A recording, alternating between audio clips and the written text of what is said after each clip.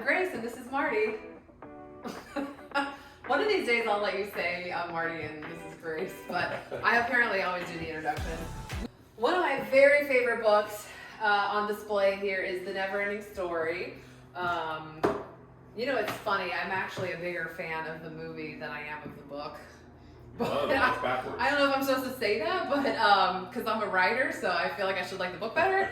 But I also have my collection of Bill Bryson books up here. Well, there used to be a cover. I don't know what happened to it, but this is my dad's favorite Bill Bryson book. It's actually a short history of nearly everything. I'm probably partially responsible. I read this book a long time ago, and I was so fascinated by the book that I didn't put it down. I picked it back up again. I read it twice. There's so much stuff in there that you just can't consume it all without reading it twice. Yeah. The only book I've ever read twice, I think. Yeah. So today, as you might have guessed, we're talking about our favorite authors and some of our favorite books.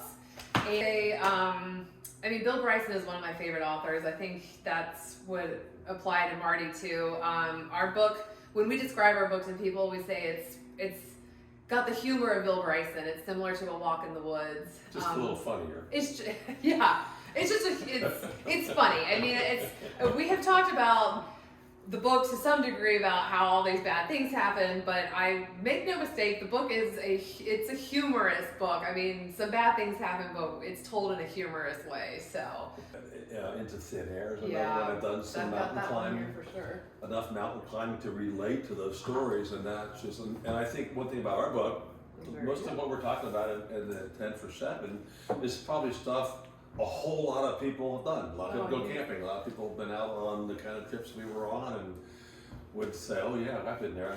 And they probably had some of the same things happen to you. So This, if we're talking about books you cannot put down, I literally could not put it down. Literally. Like, I was up to 3 in the morning, and I don't stay up to 3 in the morning anymore. So if you were looking for a book that you cannot put down, one of the best books I've ever read. In my case, I couldn't pick it up. The only thing I'm more afraid of than bears are sharks. So you might want to skip. Oh, here it is. Part 2, Sunk. I believe there are sharks in this chapter, so you might want to skip that section.